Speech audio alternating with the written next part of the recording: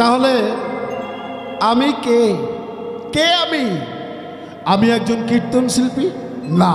আমি একজন ডাক্তার না। উনি একজন খোলবাদক না। উনি একজন কর্তালিয়া না। উনি একজন পুলিশ না। উনি একজন ক্যাশিয়ারম্যান না।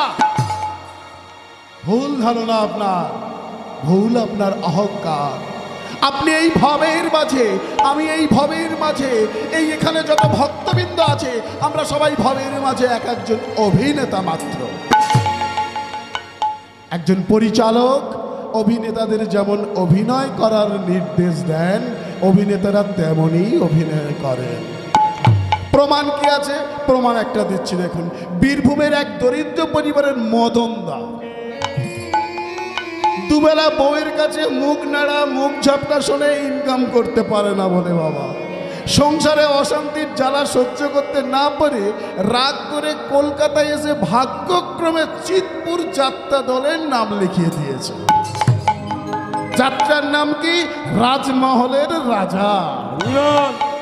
মদন দা কি রোল পেল অভিনয় করার জন্য? রাজার অভিনয়।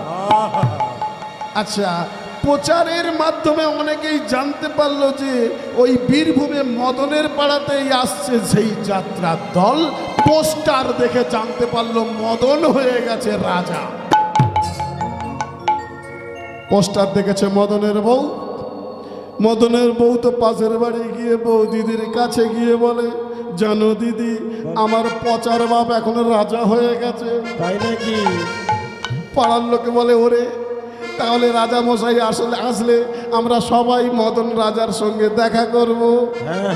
আমাদের পাড়ার রাস্তার সমস্যা, টিউবকলের সমস্যা, এসবগুলো ঠিক করার জন্য বলবো।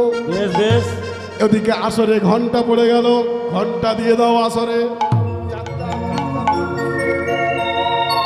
যাত্রার ঘন্টা পড়ে গেল, শুরু হলো যাত্রা। যাত্রা শুরু হয়ে গেছে বাবা। রাজ দরবারে মন্ত্রীরা এলো, কত চাষিরা এসে বকেয়া খাজনা দিয়ে গেল। রাজা মদন তো ঝাঁ চকচকে নকল মণিমুক্ত লাগানো রাজবেশ।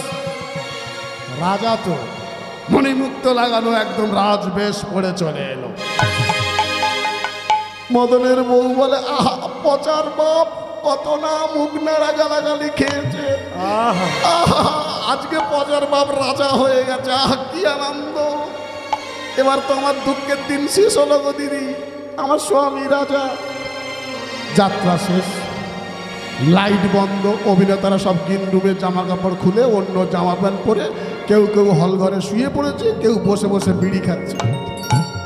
আর মদন গামছা পরে বসে বসে টিফিন খাচ্ছে, মুড়ি আর বাতাসা।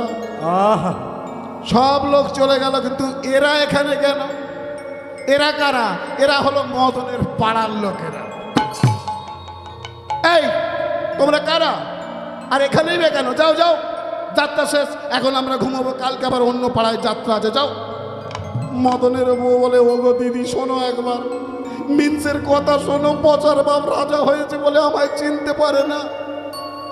আমার কি হলো? আমার বরটা রাজা হয়ে গেল। মদন বলে, এই পচার মা, কাঁদিস কেন? পাড়ার মোড়ল্লা বলে, মদন তুমি এখন রাজা হয়েছ, আমাদের এবারে দুঃখ দুর্দশা দূর করো। পাড়ায় একটাও টিউবকল নেই, রাস্তায় এক হাঁটু জল কাদা, একটু ঠিক করে দে বাবা মদন রাজা। মদন বলে, খুড়ো আমি আগেও যে মদন ছিলুম এখনো সেই মদনা, তবে আগে এত দামি দামি মণিমুক্ত লাগানো ড্রেস পরতাম না, এখন যেগুলো পরি সব নকল ড্রেস। আরে ওগুলো তো ভাড়া ড্রেস, যাত্রা শেষ হয়ে গেলেই যাত্রা কোম্পানি খুলে নিয়ে সঙ্গে সঙ্গে চলে যাচ্ছে।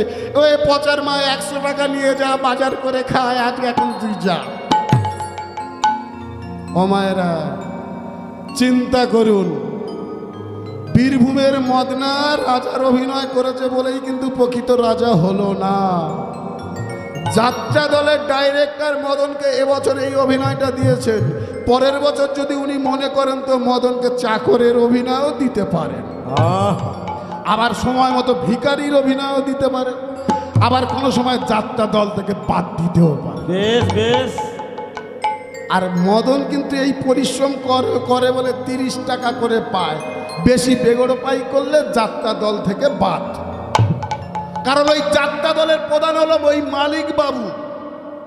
ঠিক তেমনই বাবা অখণ্ড বিশ্ব ব্রহ্মাণ্ডের মালিক হলেন আমার অনাদি আদি শ্রী গোবিন্দ ঈশ্বর পরম কৃষ্ণ সচ্চিদানন্দ শ্রী ভগবান শ্রীকৃষ্ণ। হরি বল হরি বল হরি বল। তিনিই হলেন এই বিশ্ব চরাচরের নাটক দলের ডাইরেক্টর পরিচালক। কখন কোন অভিনেতাকে এই বিশ্ব নাটক মঞ্চে প্রবেশ করাবে সেটা একমাত্র তিনিই ঠিক করেন। আবার কখন আপনার অভিনয় শেষ করতে হবে সেটাও তিনিই ঠিক করে দেন। আমরা সবাই কৃপা প্রার্থী মাত্র।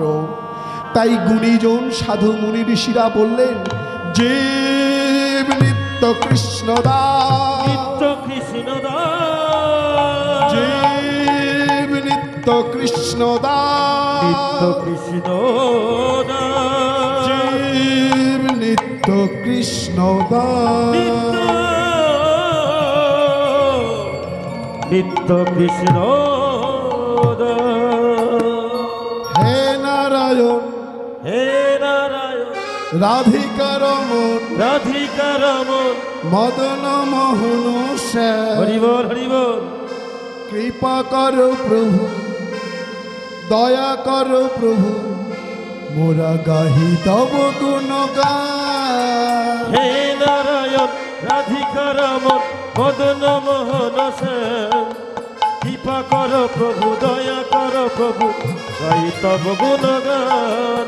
হে নারায়ণ রাধিকা রমণ মদন মোহন শ্যাম, কৃপা করো প্রভু দয়া করো প্রভু গাহি তব গুণগান। হে নারায়ণ রাধিকা রমণ, হে নারায়ণ রাধিকা রমণ মদন মোহন শ্যাম, কৃপা কর প্রভু দয়া কর প্রভু গাই গুণগান। নারায়ণ